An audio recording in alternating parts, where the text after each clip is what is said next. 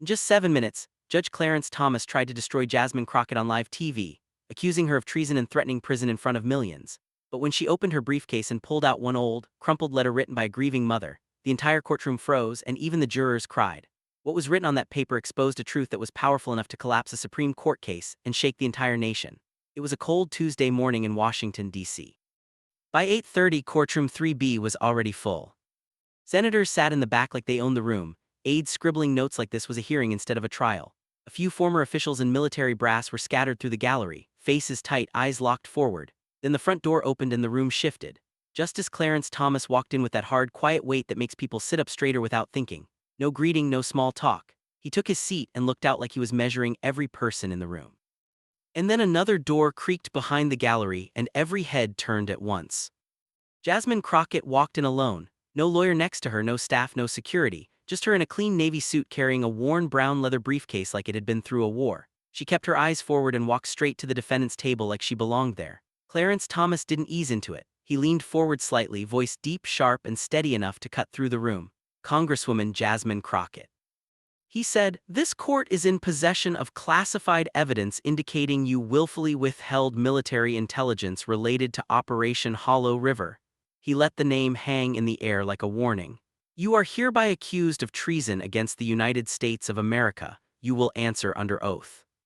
The reaction hit like a wave, a few gasps. A reporter whispered, "No way," like they couldn't believe it was real. Then that ugly kind of laughter, half shock, half celebration, started to ripple from the back. People weren't just watching, some of them were enjoying it, but Jasmine didn't flinch. She stood up slowly, not rushed, not rattled. The chair scraped back loud in the silence, and somehow that small sound felt like a warning shot. She looked straight up at Clarence Thomas. No fear, no pleading, no performance, and she didn't deny anything. She didn't argue. She asked one question quiet enough that it forced everyone to listen. "Are you sure you want this?" For a second the whole room froze. Thomas's eyes narrowed, just a flicker, like he was running numbers in his head, like he suddenly realized this wasn't going to be a simple execution. Jasmine sat back down with the same palm she walked in with, and her fingers touched the latch of her briefcase. She didn't open it yet, she just rested her hand there, steady like a promise. The room waited, tense and confused, because nobody could tell anymore who was on trial. Then slowly she flipped the latch. The briefcase opened, and the first thing she reached for wasn't a thick legal binder or a formal statement. It was a single folded letter, old, worn, handled so many times it looked like it carried its own grief. The moment Jasmine lifted the letter, the room changed. It wasn't dramatic, no announcement, just paper in her hands. But everyone could tell this wasn't some polished legal document pulled from a printer that morning. The edges were soft, worn down from being folded and unfolded too many times. There was a faint coffee stain on one corner and a strip of old tape holding a tear together. This letter had been carried, held, probably cried over. Jasmine took a breath, looked up once, and then said quietly, "This is not evidence, this is the truth." Her voice wasn't shaky, but it wasn't cold either. It sounded human, real. She began to read. "My name is Mara Wilkins. I am the mother of Private First Class Darius Wilkins. He was my only child." The words didn't echo, but they landed hard. A juror in the front row swallowed and shifted in his seat. Another juror lowered her eyes, staring at her hands like she suddenly didn't trust herself to look up. Jasmine kept going.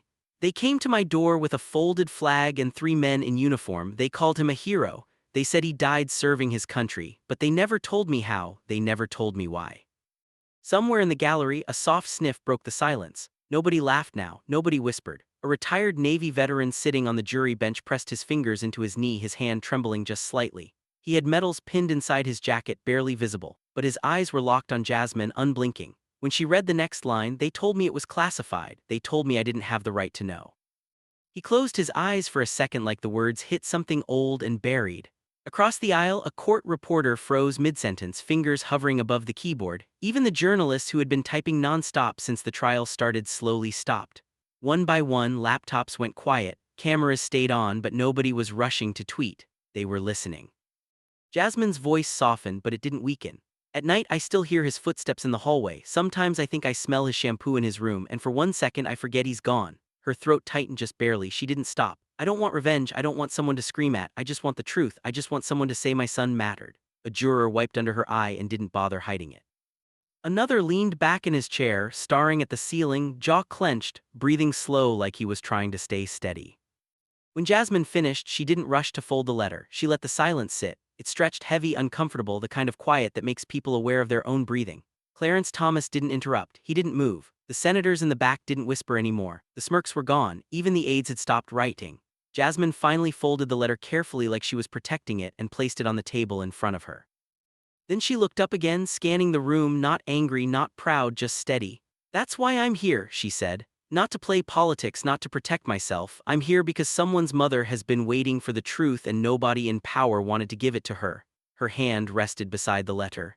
"And if that makes this uncomfortable, good."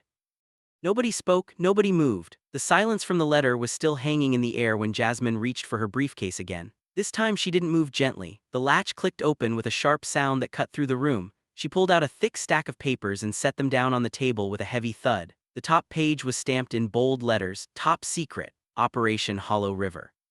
Even from a distance, people could read it. A low murmur rippled through the gallery. Cameras zoomed in immediately. "These documents were unsealed 7 days ago," Jasmine said, sliding the first page forward so the court clerk could see it clearly. "Not leaked, not stolen, lawfully declassified." Clarence Thomas leaned forward, his expression tightening. "Congresswoman Crockett," he cut in, "this court will determine what is relevant." Jasmine didn't raise her voice, but she didn't stop either. "What's relevant," she said calmly, "is what you didn't want anyone to read." That landed hard. A few senators shifted in their seats. One aide whispered urgently into a phone, eyes wide. Jasmine lifted the first report and began reading out loud. "Time of extraction 241. Subject located, pulse detected, breathing shallow." The room went quiet again, but this time it wasn't emotional silence. It was shock. A juror leaned forward, elbows on knees. A reporter mouthed, "Wait, what?" Jasmine flipped to the next page, her finger tracing a single line halfway down the report. "Field medic notified, no follow-up recorded." She paused and looked up. "No follow-up," she repeated slowly. "That means someone saw him alive and then chose not to act." A woman in the gallery covered her mouth. Someone in the back whispered, "Oh my God." The retired Navy vet on the jury shook his head slightly, eyes wide, like he was watching something he didn't want to believe. Clarence Thomas tapped his pen against the desk once sharply. "This court will not allow speculation," he said. Jasmine met his eyes. "It's not speculation," she replied. "It's your paperwork." She turned another page. "This logistics report," she continued, holding it up, "lists emergency medical equipment assigned to the operation." Her finger stopped at one line. "Portable defibrillator issued. Status after mission unaccounted for." A low wave of noise rolled through the room. People started talking over each other before catching themselves. Missing medical equipment, no follow-up, a soldier alive during extraction. The story people thought they knew was falling apart in real time. Clarence Thomas raised his hand. "Enough! The court will recess if you continue to turn this into," Jasmine cut in louder now, not angry, just firm, "into the truth." That stopped him. She placed the papers down carefully, letting the stack sit there like a weight no one could ignore. "Private First Class Darius Wilkins did not die instantly on the battlefield," she said. "He was alive, he could have been treated, he could have been saved, and someone decided that wasn't worth the trouble." The courtroom buzzed, cameras flashed. A senator stood halfway up before sitting back down, face pale. Even the bailiff shifted his stance, eyes locked on the documents. The air felt charged, like the room was one wrong word away from exploding. Then Jasmine reached back into her briefcase one more time. She didn't pull out another report, she pulled out a photograph. It was slightly grainy, taken from a distance but clear enough to recognize the faces. Two men sat at a round table in a high-end Georgetown restaurant, wine glasses raised mid-toast. One was Leonard Kenner, CEO of Strat Defense, the private contractor tied directly to Operation Hollow River. The other man was impossible to miss, Justice Clarence Thomas. The room didn't just go quiet, it dropped like the floor fell out from under everyone at once. A sharp gasp echoed from the gallery. A reporter whispered, "No way." Someone dropped a phone. Thomas's jaw tightened, his eyes locking onto the image before snapping back up to Jasmine. The photo stayed in the air longer than it needed to. Jasmine held it steady, letting every camera lock onto it, letting every person in the room absorb what they were seeing. This wasn't a blurry rumor shot from social media. The time stamp was clear. The location tag was visible, Georgetown 8 months earlier. Clarence Thomas and Leonard Kenner, sitting across from each other like old friends, mid-toast, relaxed, comfortable. Not two men worried about a dead soldier, not two men concerned about classified operations, just two powerful figures sharing dinner while a family waited for answers. A low wave of shock rolled through the courtroom. One of the associate judges seated to the side leaned forward, eyes wide, whispering something urgently to the clerk beside him. Another judge removed her glasses and stared at the image, shaking her head slowly like she couldn't believe it was real. This wasn't supposed to happen. Judges weren't supposed to be the story, they were supposed to be untouchable. Clarence Thomas finally moved. He shifted in his chair, straightening his robe, trying to regain control of the room, but something was off. For the first time that morning, his face wasn't carved from stone. His lips pressed together, his jaw tightened, his eyes flicked toward the side bench and then back to Jasmine just for a split second too long. It was small, but cameras caught it, and everyone felt it. The man who walked in like the executioner now looked like someone doing math in his head, trying to figure out how bad this was about to get. "This court will not tolerate character assassination," Thomas said sharply. His voice was louder now, more defensive. "That image proves nothing." Jasmine didn't raise her voice, she didn't argue, she simply took one step forward and placed the photo on the evidence table so the clerk could see it clearly. "You're right," she said calmly. "The photo alone doesn't prove guilt." She paused. "It proves access, it proves relationship, and it proves you weren't neutral." That landed like a punch. A senator in the back whispered. She just said it out loud like they couldn't believe someone finally had. The gallery buzzed with tension. The room no longer felt like a courtroom, it felt like a power struggle unfolding in real time. Judge versus congresswoman, robe versus evidence, authority versus exposure. Clarence Thomas opened his mouth to respond, but before he could speak, a sudden sound cut through the tension. The back door creaked open, every head turned at once. The bailiff looked over his shoulder, confused. A figure stepped into the doorway, small, slow-moving, leaning slightly on a cane. The room went quiet again, but this time it wasn't fear, it was anticipation. You could feel it building, like everyone knew this wasn't random. This wasn't a mistake. Jasmine turned toward the door, her expression changing for the first time that day. Not confident, not defiant, something softer, something heavier. "Your Honor," she said quietly, eyes still on the doorway. "The woman you've spent years ignoring is here." The figure took another step forward, and the real witness had finally arrived. Eloise Wilkins moved slowly down the aisle, her cane tapping softly against the marble floor.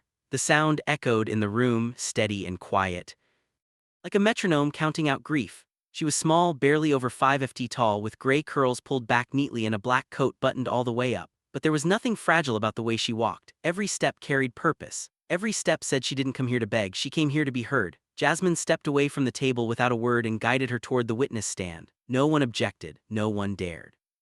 Courtroom had shifted into something else entirely. It no longer felt like a trial. It felt like a memorial service where the body never showed up. Even the bailiff stood straighter, hands folded in front of him, eyes fixed forward. The air felt heavy, thick, with the kind of silence that presses on your chest. Eloise adjusted the microphone with slow, careful hands. She didn't rush, she didn't look at the cameras, she looked straight ahead toward the bench. "I buried my daughter," she said quietly. Her voice didn't shake, that almost made it worse. "And then I buried my grandson." A few people in the gallery lowered their heads. A juror closed his eyes and took a slow breath. Eloise swallowed once and continued. "2 funerals, 2 flags, 2 folded pieces of cloth handed to me by strangers who wouldn't answer my questions." She reached into her purse and pulled out a photograph. The edges were worn, the corners bent from being carried too long too often. She held it up with both hands. Darius Wilkins, smiling in uniform, standing next to an old car with a crooked grin like he thought the world was still fair. "He loved this car," Eloise said softly. "Said he was going to fix it up when he got back. Said he was going to take me to the grocery store so I wouldn't have to walk." Her voice caught just for a second. "But he never came back and nobody ever told us why." Room felt frozen. A senator wiped his forehead slowly. A reporter lowered her camera, no longer interested in the shot. Jasmine stood a few feet behind Eloise, hands clasped, eyes locked on the floor like she was holding the weight of every word being said. Eloise looked back up at the bench. Her eyes were tired, but they were sharp. "I don't want revenge," she said. "I don't want speeches. I don't want someone to pretend they're sorry." She took a breath, steadying herself. "I just want the truth. I want to know what happened to my grandson. I want to know why he died alone. I want to know why everyone in power decided silence was easier than honesty." Her hand tightened around the photo. Then she said the words that cut deeper than any accusation in the room. "Tell me what really happened." Susan Hale walked to the witness stand like someone stepping into a memory she had spent years trying to escape. She wasn't dressed like a politician or a lawyer. Just a plain navy blazer, simple shoes, hair pulled back tight. Her hands were clenched around a thin folder, knuckles pale like she was holding onto the last piece of control she had left. When she sat down, she didn't look at the cameras. She didn't look at the crowd. She stared straight ahead, breathing slowly, trying to steady herself. "I was an Army trauma nurse," she began, her voice low but clear. "I was on duty the night Private First Class Darius Wilkins was brought in."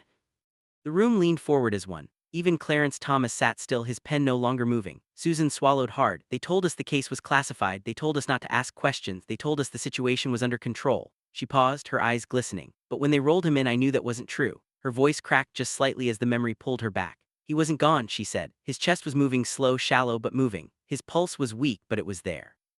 A juror covered her mouth with her hand. Someone in the gallery whispered, "Oh no." Susan closed her eyes for a moment, then forced herself to keep going. There was blood everywhere, the room smelled like smoke and metal, the monitors were beeping low and uneven, and he looked at me. Her voice dropped. He was scared, but he was awake. The courtroom felt smaller, tighter, like the walls were closing in. He grabbed my wrist, Susan said, lifting her hand slightly as if she could still feel it. Not hard, just enough to make sure I was listening. Tears rolled down her cheeks now, and she didn't wipe them away. And he said, "Tell my mama I'm okay." He kept saying it over and over, like if he said it enough times, someone would make it true. A sharp sob broke out from the gallery. One of the jurors stared at the floor, shoulders tense, breathing uneven. Susan took a shaky breath. I called for the trauma team. I asked for clearance to move him to advanced care, and that's when the orders came down. She looked up now, eyes burning. They told us to stand down. They said the case was being handled at a higher level. They said we were not to document certain details. They said it was a national security issue. Her hands tightened in her lap. I argued, I begged, I said he was still alive, and they told me, her voice dropped into a bitter whisper, that my job was to follow orders, not ask questions. The silence in the courtroom was unbearable. You could hear someone breathing too fast. A chair creaked as a juror shifted, trying to stay composed. I stood there, Susan said, tears streaming freely now. And I watched him fade. I watched the monitor slow down. I watched his eyes lose focus. She shook her head. No one held his hand. No one spoke to him. And when it was over, they wrote it up like he was already gone when he arrived. Her voice rose, not in anger, but in pain. That report is a lie, and I've carried it with me every day since. Susan finally looked out at the room, her face broken open with truth. I stayed quiet because I was scared, because they told me I'd lose my career, because they told me I'd be labeled unstable. She took a deep breath. But I can't carry this anymore. He deserved better. His mother deserved better, and so does this country. By the time she finished, the courtroom wasn't just silent. It was shattered. Jurors sat frozen, eyes red. A reporter quietly turned off her camera. Even the bailiff stared at the floor, jaw clenched. The room was still shaking from Susan Hale's testimony when Jasmine gave a small nod to the technician standing near the wall. It was subtle, easy to miss, but the man understood immediately. He reached down and flipped a switch on the audio console. For half a second, nothing happened. Then the speakers crackled. A sharp burst of static filled the courtroom, making a few people flinch. The sound settled, and then a voice came through the system, calm, slow, unmistakable. If the mother keeps pushing, leak a protocol violation, it'll shut the story down before it spreads. The words hit the room like a physical force. There was an audible gasp from the gallery. Someone in the press row whispered, "That's him," before clapping a hand over their mouth. A juror's chair scraped loudly as he jerked back in shock. Even the court reporter froze, eyes wide, fingers hovering above the keyboard like they didn't trust themselves to type what they just heard. The voice played again, clearer this time, colder. "Make it look like a procedural mistake. That way no one asks what really happened." Every head in the room slowly turned toward the bench.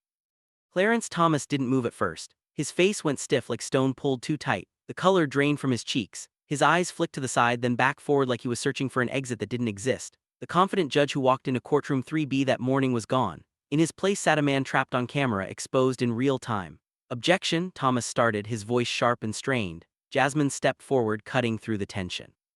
"That's your voice," she said evenly.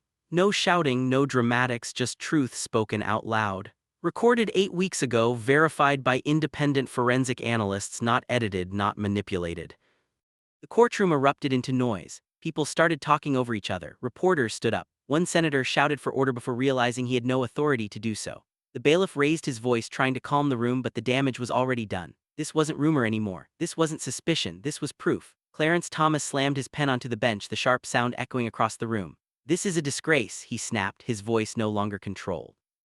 "This court will not be turned into a circus." But his words didn't carry weight anymore. They sounded defensive, weak. The power had shifted and everyone could feel it. Jasmine didn't respond. She didn't need to. The screen above the courtroom froze on the audio timestamp. The waveform, still visible, burned into the moment. The courtroom was still buzzing from the audio recording when Jasmine quietly stepped away from the table.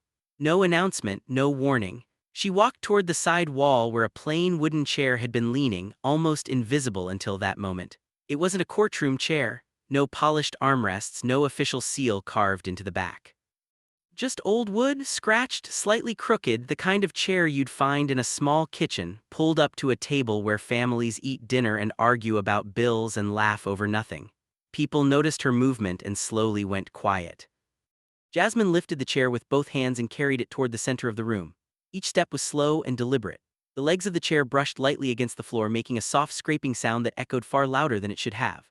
Cameras followed her automatically, panning away from the bench, away from Clarence Thomas, away from power, locking onto the object in her hands. She placed the chair beside the witness stand and rested her palm on the backrest.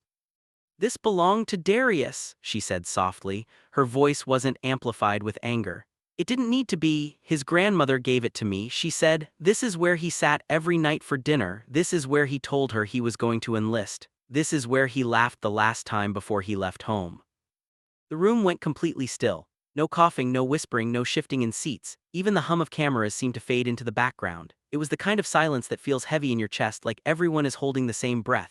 Jasmine ran her fingers slowly along one of the scratches on the wood. "It's just a chair," she continued. "No rank, no badge, no official stamp, but it's been empty for 2 years." She paused, letting that sink in. Empty because someone decided paperwork was more important than a human life, because silence was more convenient than honesty. The camera zoomed in on the chair. The worn edges, the chipped paint, the small crack near one leg. It didn't look dramatic. That's what made it devastating. It looked normal, ordinary, like something millions of families owned. And suddenly everyone watching understood what it represented. An empty seat at dinner, an empty place in a home, an empty future. A juror pressed her lips together, tears running down her face without a sound. The retired Navy veteran stared at the chair, jaw trembling, his eyes glassy. In the gallery, a woman quietly put her hand over her heart. Even the bailiff stood frozen, hands clenched behind his back, staring straight ahead.